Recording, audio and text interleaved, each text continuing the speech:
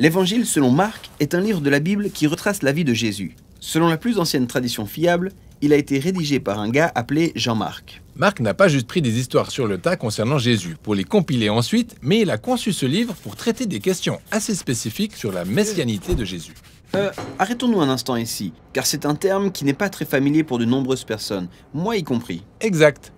Parfois appelé le Fils de Dieu, le Messie avait une statue royale, alors Israël attendait sa venue pour établir un royaume sur terre. Et du temps de Jésus, Israël était occupé par Rome. Alors de nombreux Juifs espéraient que le Messie viendrait renverser les Romains pour régner à leur place. Mais ça n'a pas été le cas. Au contraire, ce sont eux qui l'ont tué. Ce qui nous conduit tout droit au sujet même que Marc tente de développer dans son livre. Dans la première moitié de son livre, Marc se contente de montrer qui Jésus est. Jésus est-il réellement le Messie? Puis dans la deuxième moitié, il explique comment Jésus est devenu le roi messianique. Au beau milieu du livre, il y a cette histoire centrale qui relie les deux moitiés, avec Jésus qui répond à ces deux questions. Mais commençons par la première moitié du livre. Qui Jésus est? Dès la première phrase du livre, Marc dévoile clairement qui est Jésus. Selon lui, la bonne nouvelle de Jésus, Fils de Dieu, le Messie, commence ici. Une des histoires suivantes est celle du baptême de Jésus. La voix de Dieu retentit des cieux. « Tu es mon Fils ». Difficile d'être plus clair. Elle présente Jésus comme le Messie. Oui, mais en lisant cette première moitié du livre de Marc, on remarque que quelque chose de vraiment intéressant est en train de se produire. Jésus continue de guérir ces différentes personnes et leur dit à plusieurs reprises de taire son identité.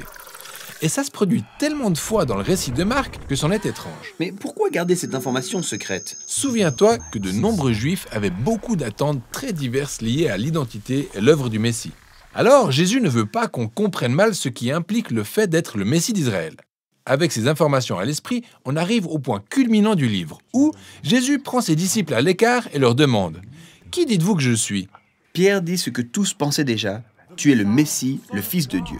Mais alors, quelque chose de nouveau se produit, parce que Jésus commence à leur expliquer de quelle manière il va devenir le roi messianique. C'est loin de ce à quoi ils s'attendaient.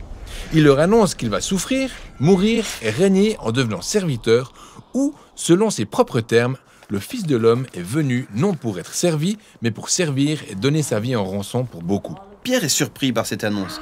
Il contredit Jésus parce qu'il ne veut absolument pas le laisser mourir. Et Jésus répond « Arrière de moi, Satan », ce qui est vraiment intense. Oui, c'est clair. Mais ça dénote l'importance que revêt pour Jésus le fait que ses disciples comprennent sa véritable identité. À présent, dans cette section cruciale, Jésus tente à 3 reprises d'en discuter avec eux. Mais à chaque fois, ils sont déconcertés et même terrifiés. Ce qui nous conduit à la seconde moitié du livre où Marc explique comment Jésus devient le roi messianique. C'est la dernière semaine de la vie de Jésus. Il se rend à Jérusalem, entre en conflit avec les chefs religieux et se fait arrêter. Il est jugé pour avoir prétendu être le roi des Juifs. On lui a même fait porter une tunique pourpre et une couronne, tel un roi. Mais c'est une blague de très mauvais goût. Ensuite, on s'est moqué de lui. On l'a frappé et cloué à la croix, où il est finalement mort. C'est là, au cœur de cette scène, qu'on découvre un nouveau personnage. Un centurion romain. Qui a soudain la révélation de ce qui se passe. Il déclare « Cet homme était vraiment fils de Dieu ». C'est quand même dingue! C'est un ennemi qui, le premier, rassemble toutes les pièces du puzzle et découvre que le roi messianique d'Israël est le Jésus crucifié. Et voilà pour la structure du livre de Marc. Toutefois, l'histoire ne s'arrête pas avec la mort de Jésus sur la croix. Non. Alors le 3e jour, des femmes vont visiter la tombe de Jésus et constatent qu'elle est vide. Et il y a cet ange qui se tient là et les instruit d'aller annoncer la bonne nouvelle selon laquelle Jésus est ressuscité des morts. Au lieu de ça, elles s'enfuient, elles ne disent à personne, tant elles ont peur. Et c'est ainsi que le livre s'achève.